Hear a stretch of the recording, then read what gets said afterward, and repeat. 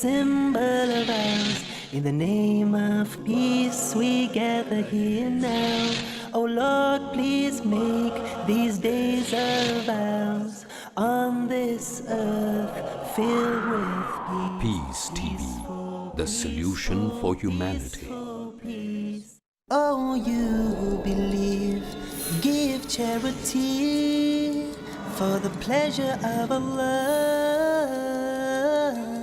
the pleasure of Allah. Oh, you who believe, read the Quran every night of Ramadan, night of Ramadan. Welcome, O Ramadan.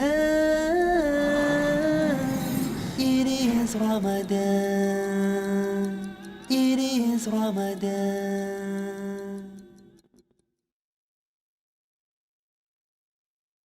Dear brothers and sisters in Islam and humanity, Assalamu alaikum wa rahmatullahi wa barakatuh. May the peace, blessings and mercy of Allah be upon you all. And welcome to this, the first in a series of interviews and question and answer sessions regarding Ramadan, entitled Ramadan, a Date with Dr. Zakir. I am your host, Yusuf Chambers. I myself will be interviewing Dr. Zakir Naik and asking him your questions regarding important topics to do with Ramadan. Ramadan has a very special place in my own heart.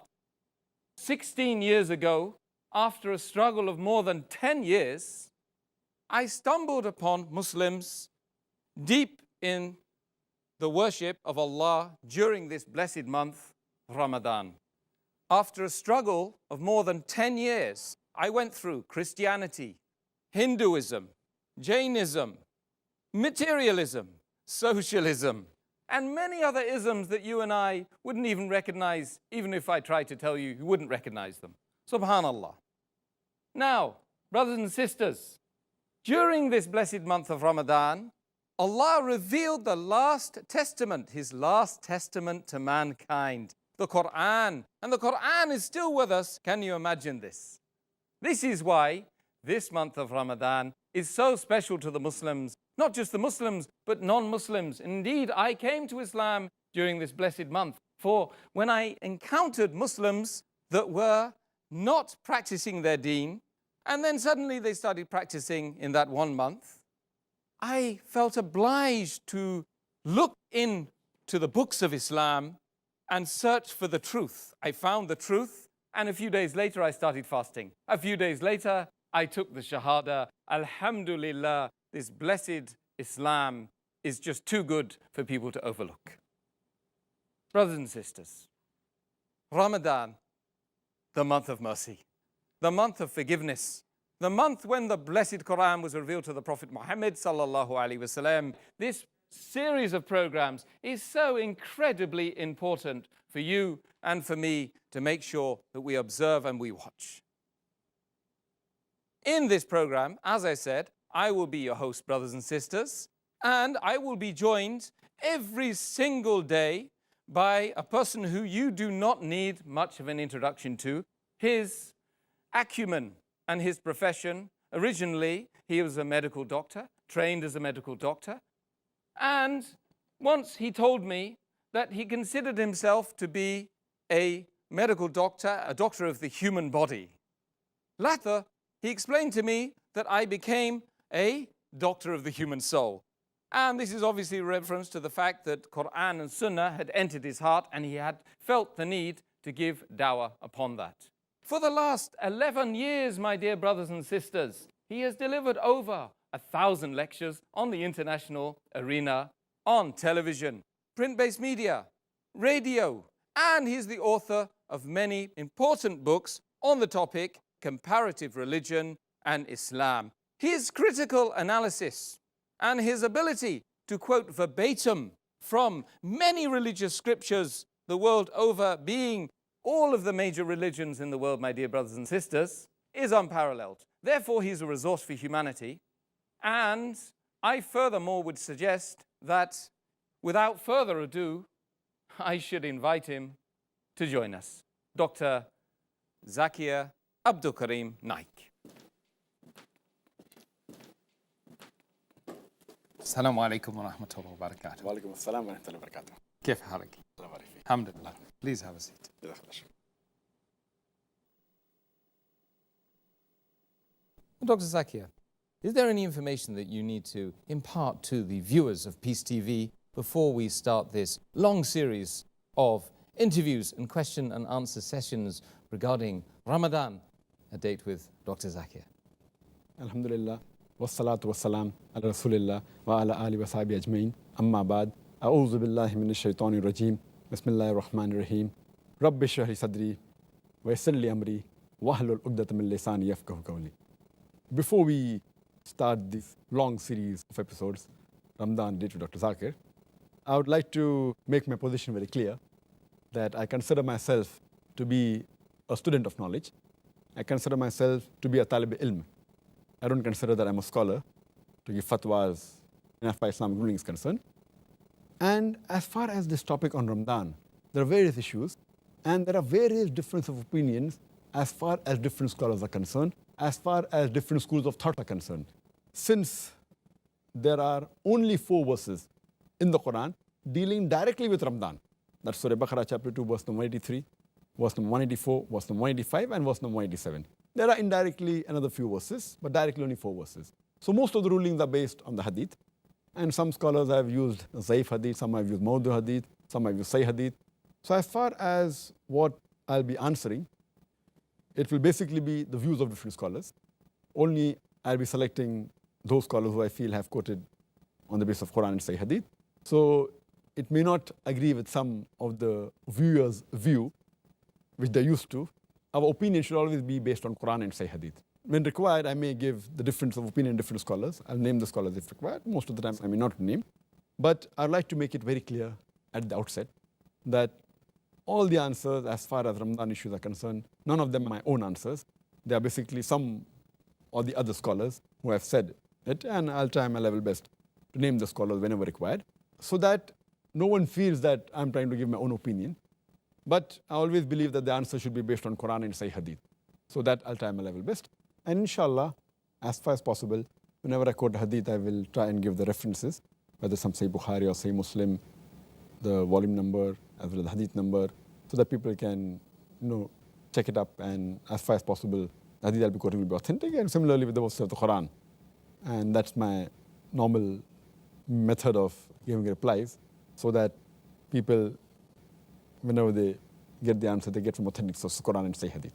And whatever right or good that comes out from my mouth will be from Allah subhanahu wa ta'ala, and whatever wrong and mistakes that come from my mouth will be from my side and from the side of the shaitan.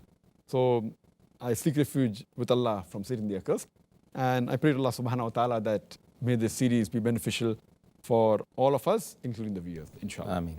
Jazakallah khair. Now to the show.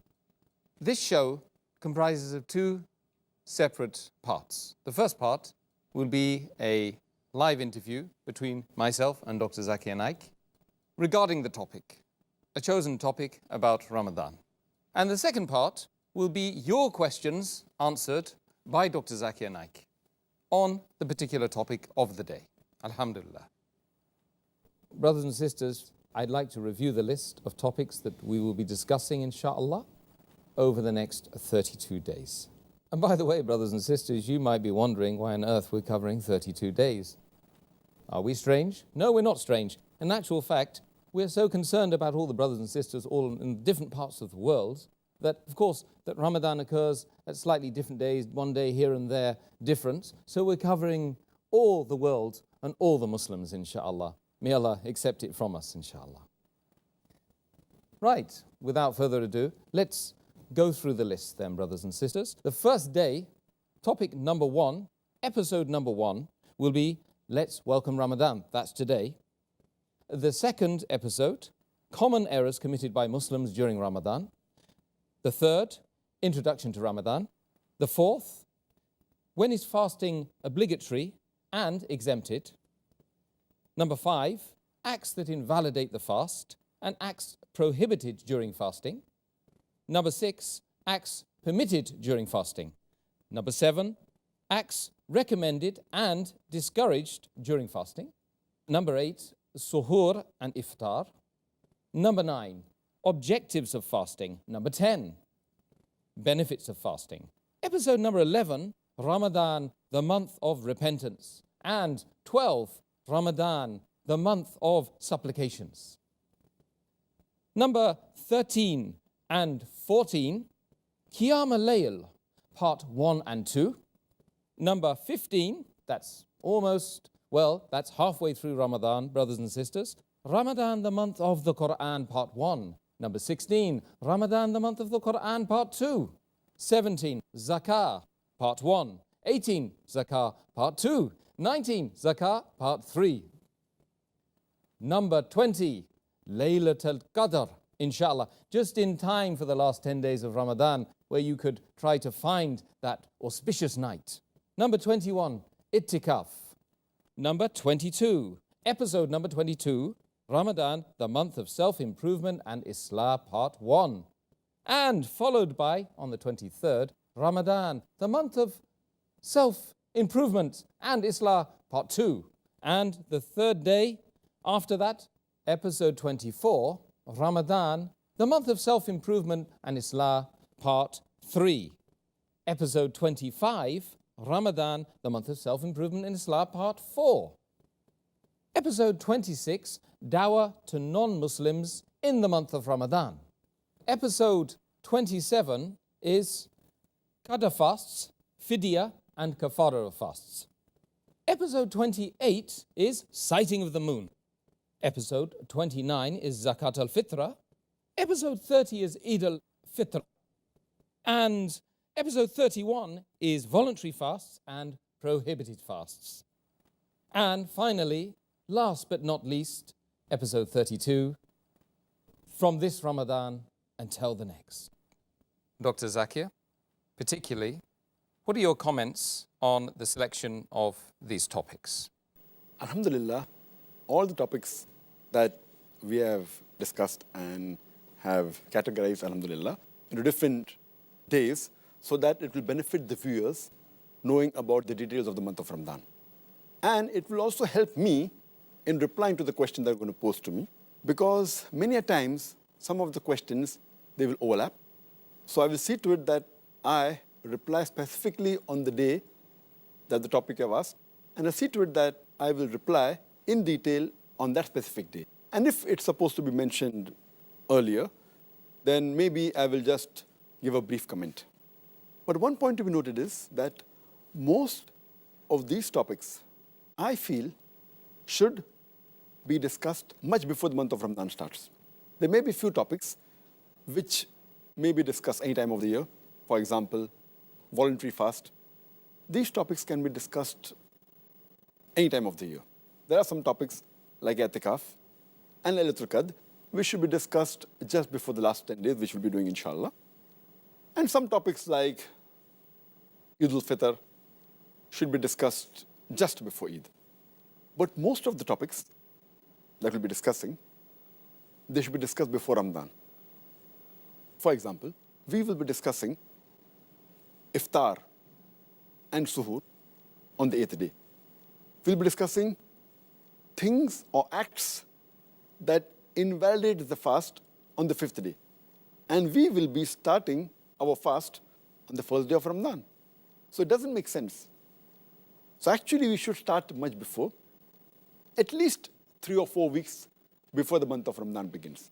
But I do agree that the reason we are starting from day 1 of Ramadan is because more of Muslims watch the Islamic programs in the month of Ramadan than on any other days.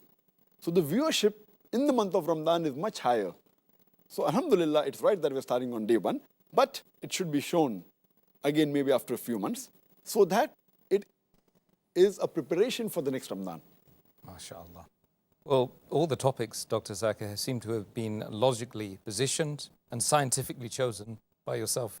One thing I do appreciate, though, is that we've added in the first couple of topics, which are let's welcome Ramadan. So that's very logical that the first day, everybody's very keen to go about Ramadan in the proper ways. That'll be very beneficial for the viewers. And secondly, common errors which are committed by Muslims during this month, the second day. So first 2 days are health warnings, if you like. Yeah? Alhamdulillah. Now, let's go straight into the questions regarding the preparation. What did the Rasulullah sallallahu alaihi wasallam do in order to welcome Ramadan? What was his preparation for Ramadan? There's a hadith which is mentioned in Sahih Bukhari, volume number 3, book of fasting, hadith number 1969. The wife of the Prophet, Hazrat Aisha, may Allah be pleased with her, she says that the Prophet, he never fasted any month completely except the month of Ramadan. And in no month did he fast as many days as he fasted in the month of Shaban. So from this hadith we come to know that Prophet Muhammad sallallahu alaihi wasallam, in order to welcome the month of Ramadan, he used to prepare himself and fast more in the previous month, that is the month of Shaban. That was his way, how he used to prepare for the month of Ramadan. And further if you read the Sahih hadith in Tirmidhi, chapter number 50, hadith number 3451, which says that Talha, may Allah be pleased with him, he said on the authority of his father, that his father, that is his grandfather, he said, whenever the Prophet saw the new moon, he used to always pray to Allah subhanahu wa ta'ala and say, "O Allah, bless us in this month." And he used to mention the name of that month. And then say that please keep us steadfast in faith in this month. This was the way the Prophet always used to pray to Allah subhanahu wa ta'ala whenever he saw a new moon. It wasn't specifically only for the new moon of the month of Ramadan, but it was for all new moons whenever he used to see. And his special way of welcoming the month of Ramadan was that he used to mention about the coming of this blessed month to the people. And it's mentioned in Musnad Ahmad, volume number 2, page number 230, hadith number 7148, where Prophet Muhammad sallallahu alaihi wasallam used to tell the people that, "O people, this blessed month is approaching you. And Allah subhanahu wa ta'ala has ordained for you that you fast in this month. And the gates of heaven will be open in this month. And the gates of hell will be closed. And the devils will be chained. And in this month, there is a night which is better than 1,000 months. And if anyone is deprived of Allah subhanahu wa ta'ala's blessing in this month, he is truly a deprived person." So here we come to know that this is how Prophet Muhammad sallallahu alaihi wasallam used to welcome this month, and he used to tell the good news of the blessed month to come to all the people. MashaAllah. The next question to you is, what should we do when Ramadan approaches? The first thing we should do is we should thank Allah subhanahu wa ta'ala for making us witness this blessed month of Ramadan once again. And we have to thank him for his mercy, and we have to ask forgiveness in this month so that all our previous sins will be forgiven. And we have to thank him for all the ni'amat he has given us, all the blessings, all the love. This is the best month. And Allah subhanahu wa ta'ala says in the Quran, in Surah Baqarah, chapter number 2, verse number 185, it says, "Shahru Ramzan allazi unzila fihi al-Quran, hudal lin-nas, wa bayyinatim min al-huda wal-furqan." Which means that Ramadan is the month in which the Quran was revealed as a guidance for mankind and signs for guidance and judgment between right and wrong. And Allah further says in the Quran, in Surah Baqarah, chapter number 2, verse number 183, Allah says, "Ya ayyuhal lazina amanu, O you who believe, kutiba alaykum as-siyam, kama kutiba ala lazina min qablikum, la'allakum tattaqun." O you who believe, fasting was prescribed to you as it was prescribed to people who came before you, so that you may learn self-restraint. The word used here is tattaqun, similar to taqwa, so that you learn God consciousness, so that you learn piety, so that you learn righteousness. So this is the month in which a person can become more righteous. This is the time when our taqwa can be the highest. And this is a month, it is an annual training. It is a sort of an overhauling of the body. How we have that every machinery requires some sort of servicing, maybe every 3 months, maybe every year.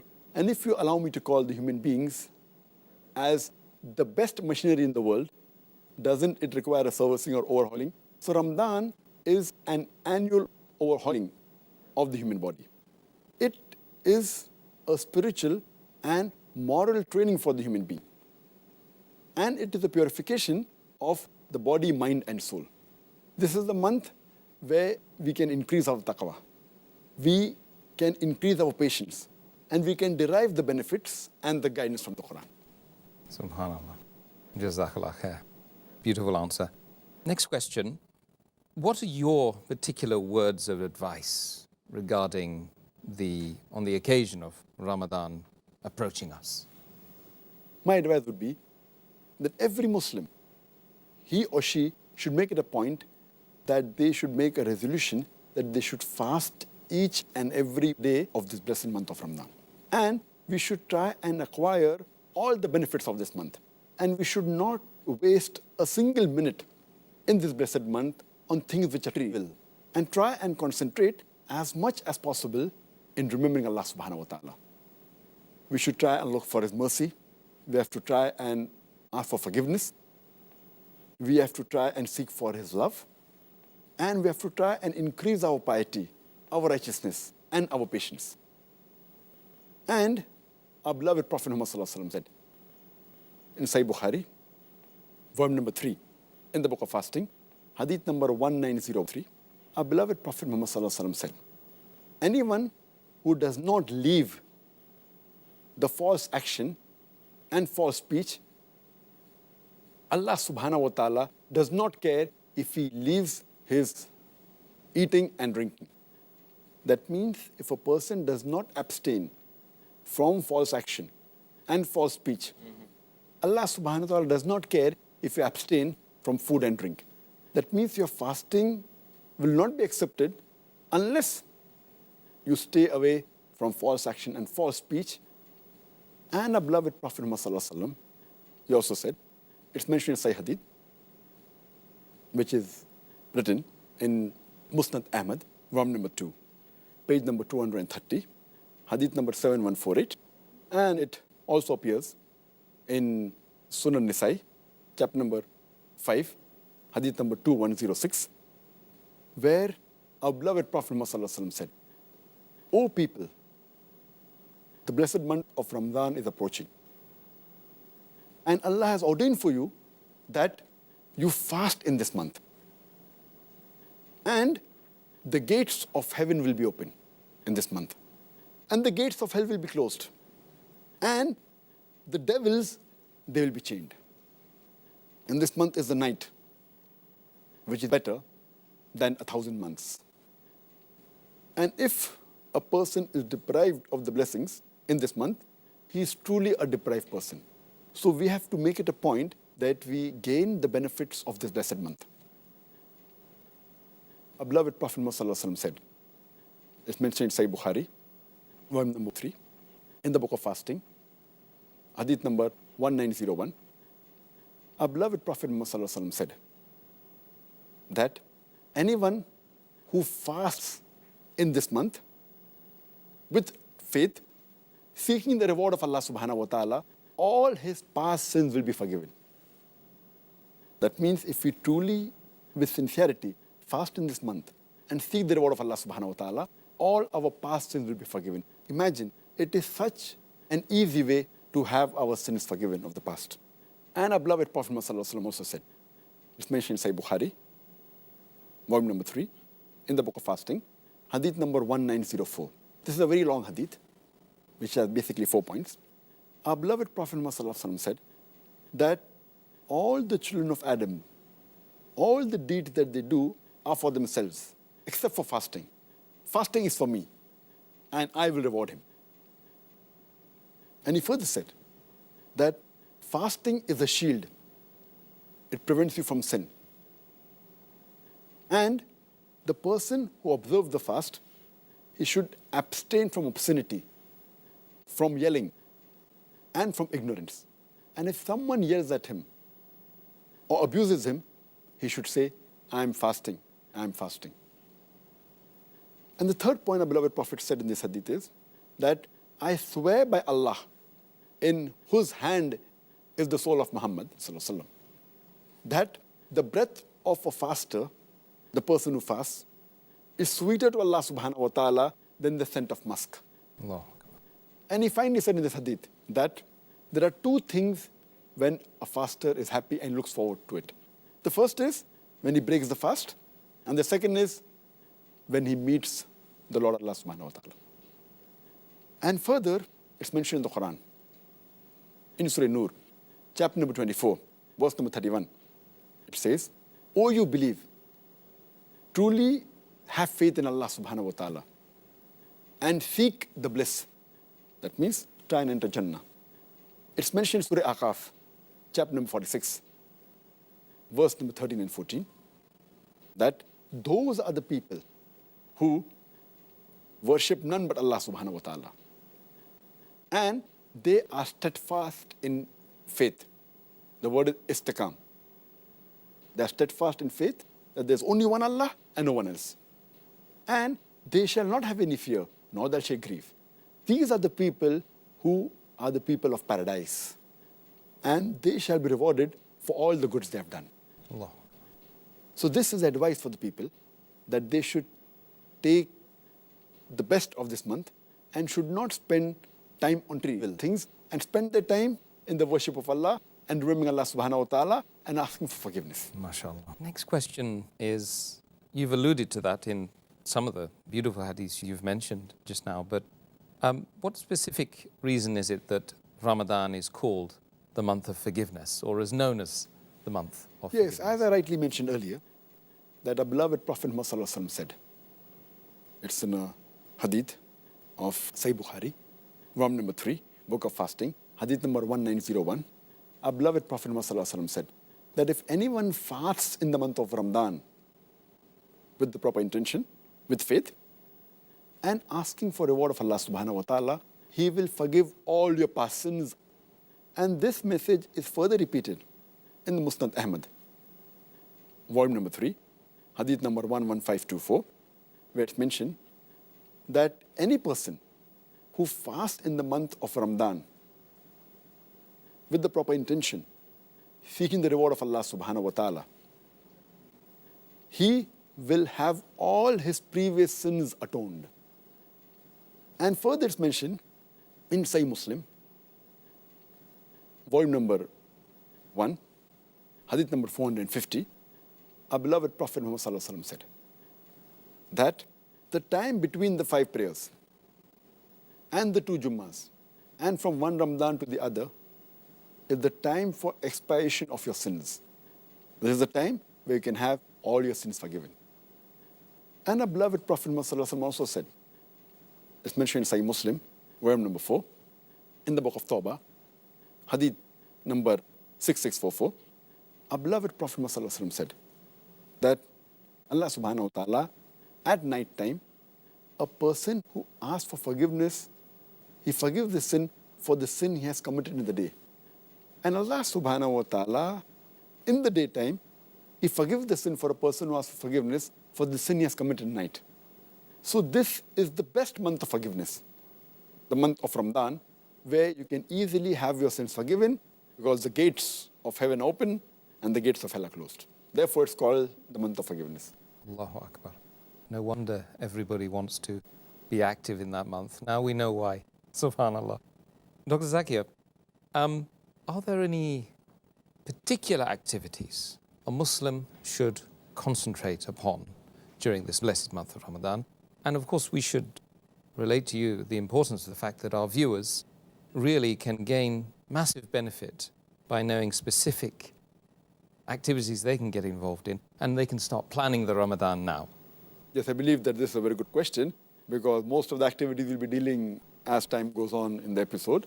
But just to give a brief outline, I will just specify a few important, because the whole answer will take very long. the few important points that will be noted is that number one, it is the niyyah. The niyyah is very important. The niyyah of fasting should only be for Allah subhanahu wa ta'ala. And for a fasting to be accepted, the niyyah is important. So making the niyyah is very important, without which the fasting will not be accepted. Number two is observing the sunnah of the fast that we'll be dealing in detail in the next few days. But just a point to be noted that one of the important sunnah is that we should have suhoor as late as possible, that is just before the break of dawn, just before Fajr Salah, and we should break our fast, have iftar as early as possible, immediately after sunset. Furthermore, in this blessed month, we should be careful and we should avoid all things which are prohibited, which are haram, and all things which are makruh. And this is the best opportunity where a person, if he has certain activities which are against the Sharia, whether he's doing haram activities or makruh activities, this is the best time he can abstain from it. And that will be a good habit which inshallah he may abstain maybe throughout his life. For example, if a person is habituated to drinking alcohol, if he can abstain from having alcohol from the break of dawn to sunset, he can abstain from it from the cradle to the grave. Similarly, we should take care that we should abstain from things which are makruh. For example, it is makruh to stand and drink water. And if you're habituated to that, so see to it that in this month of Ramadan, while having water, we should sit down. This was the sunnah of the Prophet. So it's a good month in which you can abstain from the haram activities which you have been doing, maybe some of them, or the makruh activities. Furthermore, it's a good time where you can implement many of the sunnah of the Prophet in your day-to-day life.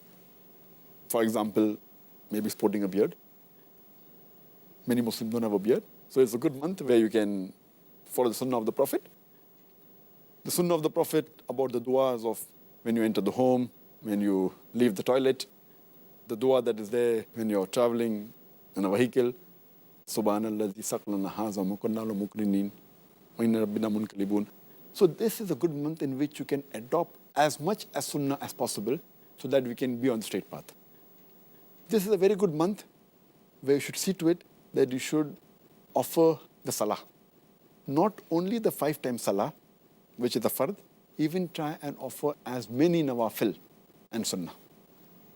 And if you're not habituated to reading in congregation, see to it that you read in a congregation and as far as possible go to the mosque for the salah. In this month, we should be particular that we do not miss the Taraweeh. Many people think, and it is a fact that it is a sunnah, but many people think that because it is a sunnah, we can miss Taraweeh. Taraweeh is a very important sunnah. Though it's not a fard, but every Muslim should make it a point that as far as possible, they should attend Taraweeh because of the blessings it has. So Taraweeh is very important, which Muslims should never miss. And when we offer Taraweeh, many of us, we rush through Taraweeh because we want to complete the Quran, and many of them read the Taraweeh 100 miles per hour. We should read the Taraweeh with patience, at a moderate pace, so that people can understand what is the commandment of Allah subhanahu wa ta'ala. And that if time permits, and if possible, we should try and do i'tikaf in the last 10 days. And while doing i'tikaf, make it a point that we don't socialize. Many will make a mistake of socializing during i'tikaf. The whole purpose of i'tikaf is defeated. Furthermore, we should do more dua in this month. We should do more supplications. This is the month of dua. And we should do more zikr. Spend time in remembering Allah subhanahu wa ta'ala and also worshipping Him. This is the month in which we should try and read as much as Quran as possible. Besides reciting the Quran in Arabic, if you know Arabic as a language, then there's no problem. But if you don't know, then also read the translation of the Quran in the language we understand the best. If you understand English, read in English. If you understand Urdu, read in Urdu. Read it in the language you understand the best. But while reciting the Quran, for which you get a sawab, also read the translation of the Quran so that you can implement on the guidance of Allah subhanahu wa ta'ala. If possible, read the Quran once in every 7 days. or at least read one juz every day so that you complete the Quran at least once in the full month of Ramadan. In this month, try and read as much as hadith as possible. But see to it that you read the authentic hadith. And the best book on hadith is the book of Sahih al-Bukhari. Then is Sahih Muslim. You can read the other Kutub al-Sitta also. But read authentic books on hadith. Read books on the lifestyle and the seerah of the Prophet Muhammad sallallahu alaihi wasallam. See to it that if you have not given the zakat, please give the zakat, which is an obligatory charity. And every rich person who has a saving of more than the nisab level, more than 85 grams of gold, he or she should give 2.5% of his saving every lunar year in charity. That is zakat. And many people, they do not calculate the zakat properly. You make it a point that you calculate the zakat honestly, and it is better to give a little bit more rather than to give less. So calculate it properly and see to it that you give your zakat. And this Ramadan is a month of generosity. It's a month of sadaqah. And you get 10 times more reward for your good deeds. So this is the month where you should do maximum charity. And besides that, we should make it a point that during this month, we should be cheerful. Many of the Muslims, they look dull, they look gloomy. You should be cheerful and happy. And we should give more time to our family. Many times we neglect our family. We should see to it that we give more time to our family and do all these activities collectively. We should also have husn saluk to the people around you. That means we should deal with the other human beings with mercy, with love, with care. If they have done some mistakes, then forgive them. This is the month of forgiveness. If you have done something wrong to them, ask for forgiveness. Live with the people around you with love, care, and with affection. We should do tafakkul. That means ponder on the things. See to it that you plan your month of Ramadan. Plan it properly. And see to it that you do not waste not even a minute, not even a second. This is the month of gaining. And this month is the best month for self-improvement also. And besides that, you should also make it a point to do islah with your other Muslim brothers and sisters. It's also the best month to do dawah. That is, convey the message of Islam to the non-Muslims. So it's my request to the brothers and sisters that plan your month efficiently and see to it that you utilize every second of this blessed month. Ameen. So Dr. Zakir, Ramadan is a month of opportunities. It's a month of blessed opportunities. What are the conditions that a person needs to have these deeds accepted by Allah subhanahu wa ta'ala? The basic two conditions are, number one, is the intention. It should only be for Allah subhanahu wa ta'ala and no one else. Whatever deed you do, it should only be for Allah subhanahu wa ta'ala and no one else. This is very important. If this condition is not met, then all your deeds are wasted. And Allah subhanahu wa ta'ala says in the Quran, in Surah Bayyana, chapter number 98, verse number 5, it says that you worship none but Allah subhanahu wa ta'ala. And you do it only for Him and for no one else. It is further mentioned in Surah Insan, chapter number 76, verse number 9. It says that we have fed you for the sake of Allah subhanahu wa ta'ala, for the pleasure of Allah subhanahu wa ta'ala. We do not require any reward from you, nor do we require any returns. That means if you feed someone, it is for the sake of Allah subhanahu wa ta'ala, not seeking a reward or not seeking anything in return. This is a very important factor that we should note. All your actions should be for the sake of Allah subhanahu wa ta'ala. That's a very important factor. And further it's mentioned in the Quran, in Surah Shura, chapter number 42, verse number 20, that if you do a deed for the tilth, for the reward in the hereafter, Allah subhanahu wa ta'ala will multiply your reward, your tilth in the hereafter. And if you do a deed or any action for a reward in this world, Allah will give you the reward in this world, but you'll have no share in the hereafter. Allah repeated that message in Surah Hud, chapter number 11, verse number 15 and 16, that anyone who seeks the reward in this world or does any deed for this world and for the glitter of this world, Allah subhanahu wa ta'ala will surely give him in this world. But he will have no share in the hereafter except fire, except hell. And all his deeds will not be useful in the hereafter. So therefore, whatever we do should be for Allah subhanahu wa ta'ala. And the second caliph of Islam,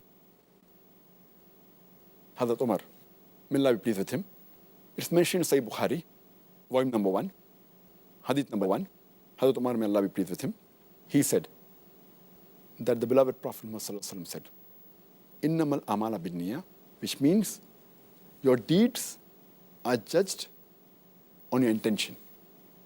And the Prophet further said that all your actions are based on your intention. And anyone who has migrated for Allah and His Rasul, he has migrated for Allah and His Rasul. If anyone has done hijrah, migrated for the worldly benefits or for marriage, he has migrated for the worldly benefits and marriage. So niyyah is very important. And this is further repeated in another hadith, in Sahih Muslim, volume number 4, hadith number 7114. It says that our beloved Prophet Muhammad said that Allah subhanahu wa ta'ala says that I am alone sufficient. I do not require any associate. And if anyone does any deed for anyone else, as well as for me, I renounce that for the person who he has associated to. That means you can't do part of the deed for Allah and part for someone else. You have to do completely for the sake of Allah subhanahu wa ta'ala. Only for him and no one else. Allah does not like anyone associating anything with him. That's very important. So this is the basic point, that is the niyyah. The second point to be noted for our deed to be acceptable is that our deed should be based on the Sharia. It should be in accordance to Allah and His Rasul, accordance to the teachings of the Quran and teachings of our beloved Prophet Muhammad. It's mentioned in Sahih Muslim, volume number 3, hadith number 4267, where our beloved Prophet Muhammad said that if your deeds and actions are not according to our way, according to the religion of Islam, according to Quran and Sahih Hadith, then that is rejected. That means for your deeds to be accepted, it should be according to Quran and Sahih Hadith. And it's also mentioned in another Sahih Hadith of Abu Dawud, volume number 3, Hadith number 4950. Our beloved Prophet Muhammad said that he told the people that follow my example and the example of Khulafa Rashidin. That's the rightly guided caliphs. So if you follow them and cling to it with eye teeth, that means strongly follow it. The sunnah of the Prophet, my sunnah, the Prophet said that his sunnah, his way, and the way of the Khulafa Rashidin. That is rightly guided caliphs. So for a deed to be accepted, our niyyah should be only for Allah subhanahu wa ta'ala, and it should be according to the Sharia, Quran and Sahih Hadith. SubhanAllah. Jazakallah khair for those answers. Now, alhamdulillah, this is the part of the show, as we promised, that if time permitting, we had time to receive some of your questions relating to the topic, we would do so. And we do have a little bit of time. So, Dr. Zakir, why is it that Ramadan specifically is put on its own in terms of it being welcomed? What about other months like Hajj, the month of Hajj, etc.? The reason we Muslims welcome the month of Ramadan, all the months in the year are good, alhamdulillah. But the reason we specifically welcome the month of Ramadan, because Ramadan is a month of forgiveness. It is a month where I mentioned earlier, our beloved Prophet Muhammad said that the doors of heaven will be opened. The gates of hell will be closed. And the devils will be chained. So because of this reason, this month is welcome. And whatever deed we do, it will be multiplied 10 times. The reward that we get for every deed in this month is 10 times more.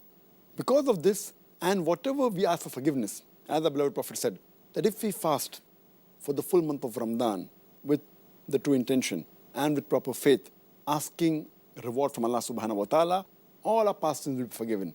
mentioned in Sahih Bukhari, volume number 3, book of fasting, hadith number 1901. So because of this purpose, this month is welcomed, so that we look forward for our sins to be forgiven and for our deeds to be multiplied, our good deeds to be multiplied. That is the reason specifically we Muslims, we welcome this month of Ramadan. MashaAllah. Next question, of quite equal importance actually, is about how people welcome Ramadan with certain sayings. Ramadan Mubarak. Some people say it's a bid'ah and others say it's a sunnah. What is your ruling on this? To welcome month is good, alhamdulillah. And our Prophet always informed the other people about this month. And as I mentioned earlier, that our beloved Prophet Muhammad, it's mentioned in Musnad Ahmad, volume number 2, page number 230, hadith number 7148, which is also repeated. It is mentioned in Sunan Nisai, chapter number 5, hadith number 2106, that our beloved Prophet Muhammad, he used to always tell the people when the month used to approach, when it used to come. The Prophet used to tell the people in advance, O people, the blessed month of Ramadan is approaching you. And Allah subhanahu wa ta'ala has ordained for you that you fast in this month. So the Prophet used to welcome this month. He used to wish other people. The same way today, if we wish, as the Prophet said, the blessed month is approaching. If someone says Ramadan Mubarak, this Ramadan Mubarak is more often said in the Indian subcontinent, by the Indians, by the Pakistanis, because this word Mubarak, though Baraka is an Arabic word, Baraka means blessing, and it is nothing but blessed month.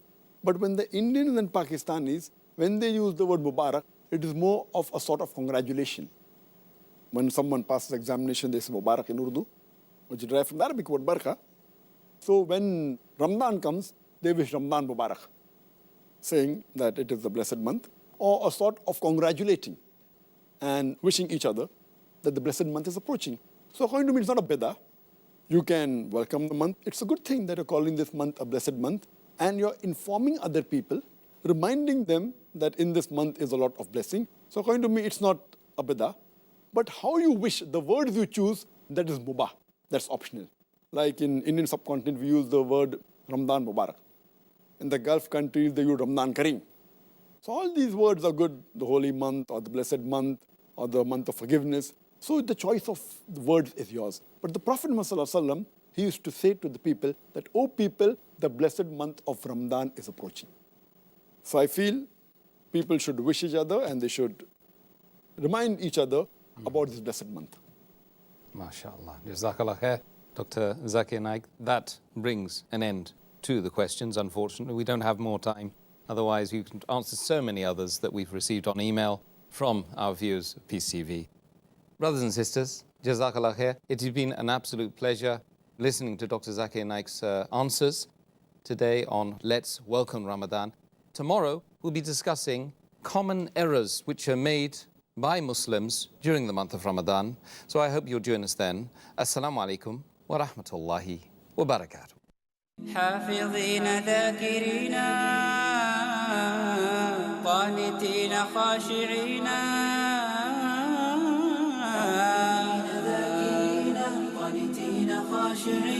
مسلمين مؤمنين للإله عابدين شهرنا صوم وعتق وقنوت فيه صدق يومنا صبر ورفق بدموع البائسين رمضان قد أهل بالصيام وأطل مسعدا أهلا وخلا